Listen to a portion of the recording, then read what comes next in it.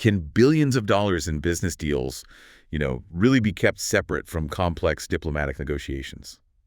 Especially on a trip like President Trump's recent one to the Middle East. Welcome to the Deep Dive. You've shared a whole stack of media reports about President Trump's three-nation tour of Saudi Arabia, Qatar, the UAE, happened May 13th to 16th, 2025. Our mission today, to cut through the noise, go beyond those headlines, and really pull out the key insights for you. This was his first big overseas trip in his second term. And while it started with talk of economics, it quickly got tangled up in some serious regional crises. So let's dive in and see what really matters here. Yeah, what really jumps out from those media reports is just how heavy the economic focus was right from the get-go. I mean, the goal seemed pretty clear. Push these wealthy Gulf nations to invest, billions in the U.S. and starting in Saudi Arabia. Well, that likely signals they were seen as most ready to commit significant funds to U.S. companies. It's interesting how some reports called it Trump's happy place, where deals are welcome, family members are treated almost like business partners. Right, that happy place idea. And economically, there were already things happening, weren't there? Those reports mentioned a $20 billion investment commitment announced back in January from Damic Properties in the UAE for U.S. data centers. Exactly. That was framed as a big win, for U.S. tech, for the economy. And the expectation, according to the reports, was more to come.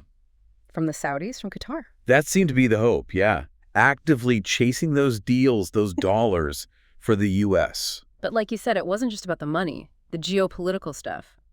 It just couldn't be ignored. No way. The media reports laid it out pretty starkly. You had the conflict in Gaza flaring up again after that ceasefire broke down a couple of months back. Then there's Iran's nuclear program always advancing, rising tensions between India and Pakistan, and of course the Houthi rebels, the attacks in the Red Sea. It's a lot. A really volatile mix. So the trip had to deal with all that, even if the initial focus was deals. Precisely. Trump reportedly expressed confidence he could sort these things out, which, is typical. Right, that characteristic confidence. But the reporting also hinted maybe regional leaders were looking for a bit more than just optimism, like actual strategy. Well, yeah, confidence is one thing, concrete plans are another. And that leads to the diplomatic side. The reports talked about this ambition for a, quote, historic tripartite agreement. U.S., Saudi Arabia, maybe others. A big diplomatic prize, if they could pull it off. Huge. Could really reshape regional alliances if it happened. And we did see some immediate gestures reported. Yes, the hostage release. An Israeli-American freed in Gaza right before Trump arrived. Explicitly called a goodwill gesture in the media reports, wasn't it? Aimed at the administration. It was. Suggests some level of, responsiveness from certain actors in the region. They wanted to show something. Okay, what about security arrangements? That Houthi situation seems complex. Very. The reports detailed the U.S. halting strikes on the Houthis after they apparently agreed to stop hitting American ships. Which sounds like de-escalation. It does, but it apparently caused some unease in Israel because the deal didn't cover attacks on their ships or ships heading to Israel. Ah, okay. So a move that helps U.S. interests directly, but maybe leaves an ally feeling exposed? That seems to be the concern highlighted in some reports. It's that classic diplomatic balancing act. The stated goal, though, was reaffirming America's commitment to the Gulf states, keeping those strategic ties strong. But this is where it gets even murkier, right? Yeah. The whole issue of potential conflicts of interest, that came up a lot in the media coverage. Oh, constantly. It's unavoidable, really, given the Trump family's extensive business dealings in Saudi Arabia, Qatar, and the UAE. The reports listed quite a few examples. They did. There was the talk about potentially accepting that madly-going 747 jet as a gift from Qatar's rulers. Right, it's plenty. Then Eric and Donald Trump Jr. making numerous trips to the Middle East, reportedly to, quote, drum up business for the Trump Organization. Eric Trump announcing plans for an 80-story Trump Tower in Dubai. And the Livy Gulf connection, the Saudi-backed league holding tournaments at Trump properties. Exactly. All these things were pointed to in the media as areas where, personal business and public policy could potentially collide. The White House reportedly dismissed these concerns as ridiculous. They did, but the questions persist, and they were certainly a big part of the narrative surrounding the trip. And adding to the complexity, the diplomatic friction with Israel. Yeah, that was another significant thread in the reporting. First, just leaving Israel off the itinerary entirely raised some eyebrows. Felt like a statement, perhaps. Or just logistics. Hard to say definitively, but observers noted it. Then the Houthi deal we just talked about apparently blindsiding Israel to some extent. Because it didn't help them directly. Right. And according to the reports, this led to some in Israel questioning, how reliable Trump is as an ally, especially thinking about a potential normalization deal with Saudi Arabia. It adds layers of doubt, I suppose. And you have to remember the history, too. The media reports reminded us of the 2017 trip. Ah, yes, the one that seemed to precede the Qatar crisis. Exactly, where Trump initially slammed Qatar for funding terrorism, then later kind of reversed his stance after Saudi Arabia and others imposed a boycott. Shows how high-level visits can have unpredictable ripple effects. Absolutely. So there's always that concern.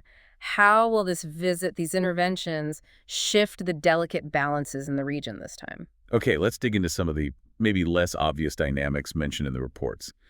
These business ties seem woven into the diplomacy itself. It certainly looks that way sometimes. The reports mention potential Trump-branded developments in Qatar, and the head of Damek Properties in the UAE, Hussein Sajwani, he's a long-standing business partner of the Trump family. So these aren't new relationships. Not at all. Even reports about the Trump family's cryptocurrency venture, World Liberty Financial, trying to build connections in the region. It makes it really hard to draw a clear line, doesn't it? Yeah. Between private business and public duty.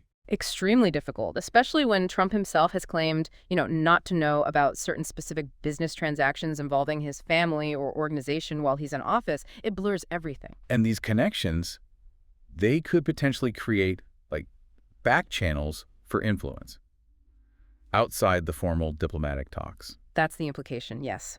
Vested financial interests operating alongside or maybe even influencing the official agenda, the media reports really highlighted that ambiguity. Strategically, there was also the backdrop of the Iran nuclear talks, right? Yeah. The U.S. negotiating with Iran simultaneously. Yes, and that's a huge point of concern for Israel, obviously. As mentioned in the reports, it's like a multi-level chess game. Yeah. Actions in one area ripple outwards. And the reports suggested other regional players were adjusting their own moves based on Trump's visit. It seems likely, like Israel reportedly delaying a ground operation in Gaza around that time. You can interpret that in different ways, but the visit was certainly a factor in regional calculation. In Saudi Arabia, the UAE, they surely had their own agendas regarding Iran, regional power that they wanted to push. Undoubtedly, they're always playing their own strategic games, and a U.S. presidential visit is a key moment to advance their interests. Which brings us back to Trump's style, often described in the media as very personal, very transactional. Right. And the reports suggest Gulf leaders have kind of figured out how to work with that. So, Through, lavish hospitality, flattery, and crucially, offering big business deals, appealing directly to his interests and way of operating. which is different from traditional diplomacy. Very different. Traditional diplomacy tends to focus more on institutions, established processes, long-term alliances, not just personal rapport and quid pro quo deals. And the potential downside of that transactional approach. Well, as some analysts noted in the reports, it can create moments of clear impact, sure, but also lingering ambiguity and unfulfilled ambitions. Things might seem settled, but maybe they aren't really. It relies heavily on one person. So wrapping this all up, what we see from these media reports is a trip that's just a fascinating mix. Economic goals, complex diplomacy, and these really significant ethical questions about business ties. Exactly. What's so striking is how intertwined it all is. The economics, the geopolitics, the personal interests. This deep dive really shows you how those lines blur at the highest levels. And it leaves you, the listener, with a pretty fundamental question, I think. How much should personal financial interests be allowed to shape a country's foreign policy? Where do you draw that line? Okay, so what does this really mean for you, trying to make sense of it all? Well, this trip is a powerful example of just how complex modern diplomacy has become. Personal relationships, business deals, they can genuinely steer international affairs. It's a reminder, really, that understanding these big visits means looking past the official statements, looking at that whole web of connections, motivations, and potential influences.